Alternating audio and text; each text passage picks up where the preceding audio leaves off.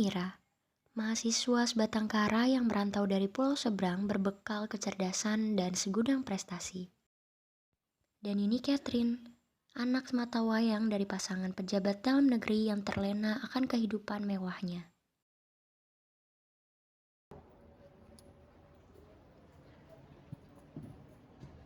Selamat pagi semuanya. Pagi. Oke, jadi pada mata kuliah saya kali ini kita akan belajar dan mempelajari ya bagaimana sih prosedur atau step by step dalam pembuatan undang-undang di negara kita.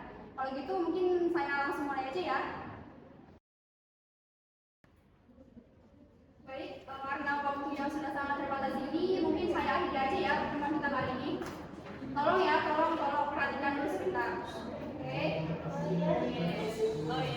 Oke, tolong catat baik-baik ya untuk tugas pekan depan. Kalian saya minta untuk membuat suatu makalah mengenai landasan yang bisa digunakan untuk membuat undang-undang ataupun menetapkan undang-undang itu sendiri. Oke, bisa dipahami? Bisa. Terima kasih banyak atas partisipasinya. Kita bertemu lagi di minggu depan ya. Guys, cabut yuk. Males banget buat pelajarannya Bu Andi. Dan tugas. Kalian matkul udah selesai? Udah. Kapan gimana? Kenapa belum? Capek banget sumpah. Makan ya. Ya kan? Ini Neng pesanannya ada yang kurang. Oh, kayaknya udah semua deh, Bu. Makasih ya, Bu Titin. Biasa ya Bu, pakai QRIS. Yang bayar Catherine. Oke, makasih ya. Iya. Selamat menikmati. Males banget deh gue pelajarannya Bu Andi. Itu tiap matkul selalu aja ngerjain makalah. Buat apa coba? Sin, kerjain punya gue dong. Dih, ya kali, nggak mau lah gue. Lo minta aja tuh kerjain sama anak si paling pinter. Hah? Siapa tuh? Itu loh si Mira, anak dari desa sebelah. Ya kali nyuruh dia terus, kasihan lah. Lo belain dia sis? Ya resiko dia lah kuliah jauh-jauh ke sini. Mana caper ngejawabin pertanyaan dosen terus. Iya tuh ya, ide bagus juga. Lagian sih, dia kan udah biasa ngerjain tugas gue ya. Berarti, ya dia pasti mau lah. Tuh mangsanya, samperin Gih. Tugas hari ini banyak banget ya. Iya sih emang. Mir, lo kerjain tugas gue. Gak usah kecampur lah. Kenapa lo juga mau ngerjain tugas gue ya?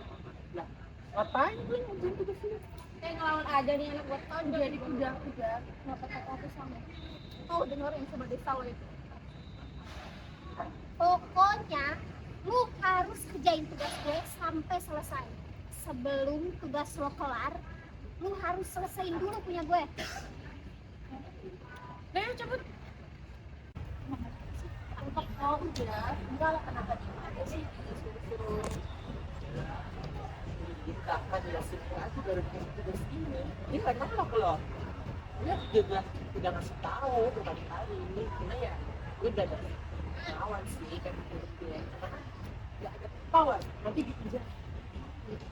Itu bukan kalau yang aku kerjain tugas ya atau harusnya sadar ya kalau itu tuh bukan tanggung jawab dia ya sebenarnya karena udah kayak di chattingnya ya yang nolak itu iya lah aku tahu tapi aku juga bingung gimana caranya nolak dan melawan si Catherine kayak gitu semua orang tahu kan dia itu punya kuasa jadi sih takut lo jangan takut karena lo tuh ada Bre sama ada Dika yang bakal nge-backup lo dan selalu melindungi lo kayak ngejagain lo dari Catherine and the gang gitu tapi ya udah lah kan temen gue temen Dika ya betul itu siap gitu buat jagain lo jadi nggak usah takut buat ngelawan Mira and Catherine and the gang Makasih ya, dia aku coba sih, aku bakal coba untuk sih karena gue tuh seneng ya berteman sama kalian jadinya gue pengen melindungi si ini kan kalau dia nggak selalu diperbudak sama Catherine and Glenn itu ya aku bakal coba banget senang banget.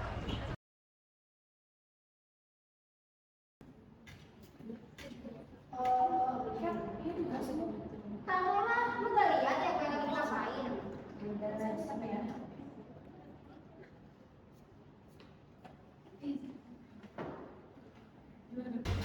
Oke, sekarang kalian buka ya buku pedoman mata kuliah halaman 47. Oke, di sana membahas mengenai kedudukan Pancasila sebagai acuan dalam. Catherine, tolong ya dengarkan, jangan tertidur di kelas.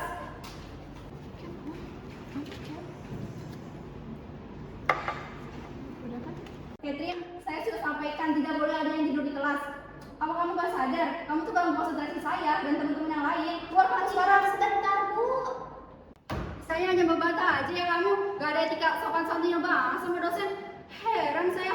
Karena kamu sebagai mahasiswa gak bisa menerapkan etika yang baik. Kamu tahu kan kamu bakal dapat konsekuensinya? Kamu saya kasih sanksi. Kamu harus membuat esai tentang materi yang saya jelaskan hari ini.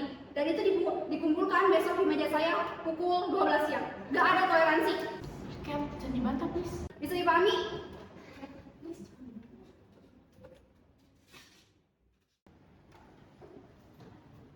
Gitu. Yaudah, kalian duluan aja. Oke. Duluan aja. Mir, tadi lo dengar kan apa kata Bu Anggi? Enggak sih, enggak. Ya udah, ngapain lagi? Lo bantuin tugas gue. Maaf ya, aku nggak bisa. Lo berani ngebantah gue? Nggak kayak gitu, tapi please udah jangan paksa. Aku lagi buat kerja tugas-tugasmu itu. Apalagi itu kan hukuman Bu Anggi buat kamu kan gara-gara kamu tadi tiba-tiba. Ya terus kenapa masalah lo berani ya sama gue? Sini lo, sini. Lo berani sama gue? Apa sih? Lu jangan seenak juga sama Mira. Kelakuan lo gak terdidik banget, Kat. Padahal kan tugas tadi bukan tanggung jawab Mira buat ngerjain. Itu kan tanggung jawab kamu ya, karena kamu tadi udah tidur di kelas. Apaan banget sih lo berdua? Ikut-ikut urusan aku aja. Gue tahu semuanya ya ini sejak lama. Jangan deh kayak gitu lagi ke Mira. Kalau semisal kamu kayak gitu terus, kamu akan tahu semua sebabnya loh. Serah gue dong. Terus aja hidup lo.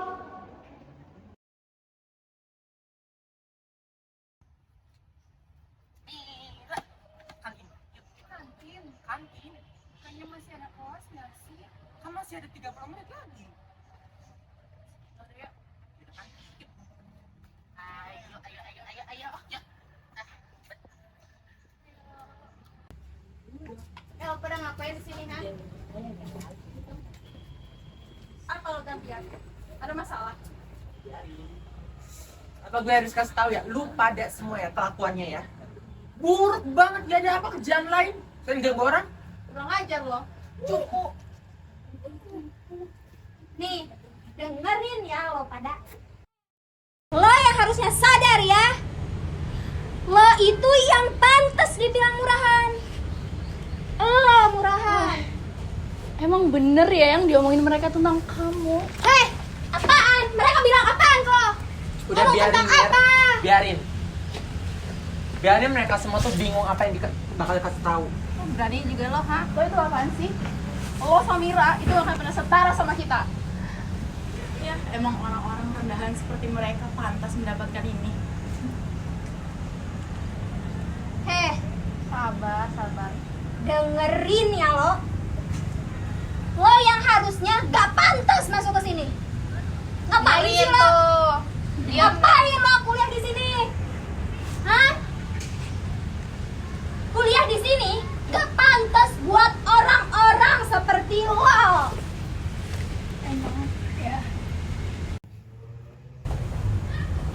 Kalian semua sebenarnya sudah melewati batas, tidak punya adab, etika, moral. Sebenarnya tuh kalian semua yang rendahan, tapi kalian semua aja yang nggak sadar kalau kalian itu rendahan. Apaan sih? Coba yuk.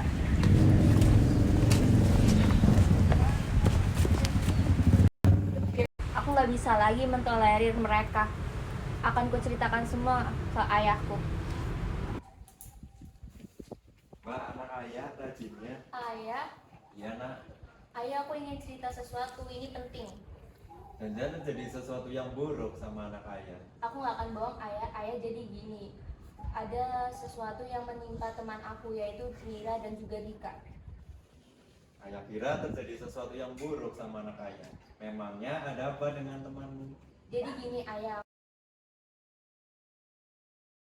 Ayah paham nak, jika ayah ada di posisimu, ayah juga akan melakukan hal yang sama. Jadi ayah akan mencoba menempuh ke jalur hukum. Dan ayah pastikan dia akan mendapatkan sanksi yang pantas. Terima kasih ayah.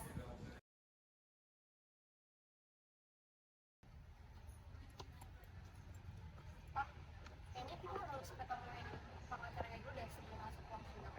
Tapi bukannya ini udah terlalu lambat ya buat ngertiin berarti. Aku dengar pengacaranya Pak Adi.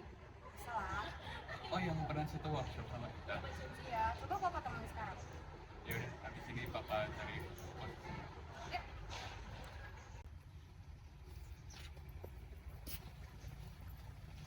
Halo, selamat pagi Pak. Apa benar Anda Pak Ani? Benar, itu nama saya. Apakah benar ada pengacara yang menangani kasus anak saya? Maksud Anda Ananda Catherine. Iya betul Pak. Silakan duduk. Jadi sebelumnya mohon maaf karena sepertinya ada kekeliruan. Karena saya tidak mengangkat kasus yang masih menjadi tuduhan, tapi saya mengangkat kasus kekerasan dan pembulian yang menimpa teman anak saya. Dan itu benar adanya. Salah pahaman Pak. Apa boleh kita bicara sebentar? Baiklah, tapi saya tidak punya banyak waktu.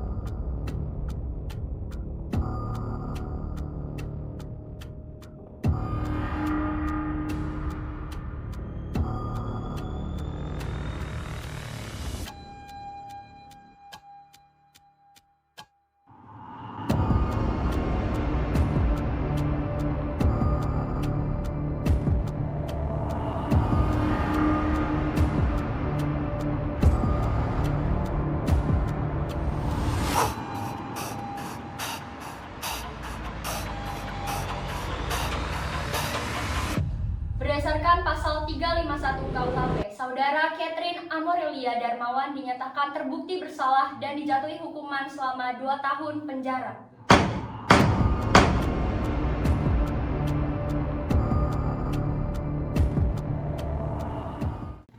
Sebelumnya aku minta maaf banget ke Om dan kalian semua. Terima kasih karena udah nyelesain semua masalah ini sampai aku dapat keadilan. Pokoknya terima kasih ya semuanya. Iya, sama-sama. Ya, sama-sama. Jangan sungkan ya cerita sama Erlin maupun Om kalau ada masalah kayak gini lagi.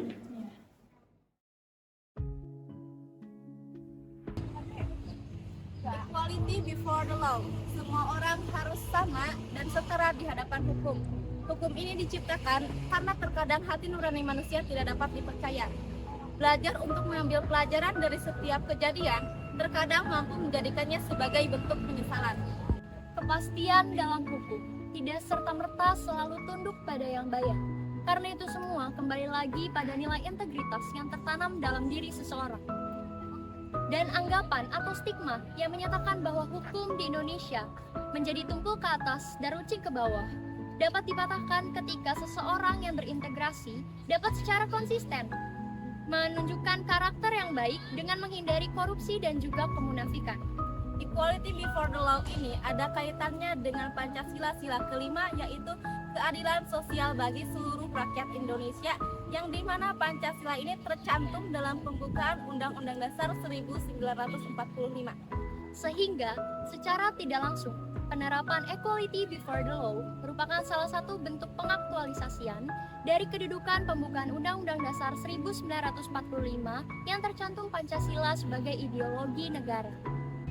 Yang mana dalam hakikat kedudukan pembukaan Undang-Undang Dasar 1945 menegaskan bahwa semua orang sama rata kedudukannya di mata hukum dan semua orang wajib tertib hukum berdasarkan konstitusi nasional, terutama hukum tertinggi di Indonesia, yaitu pembukaan Undang-Undang Dasar 1945.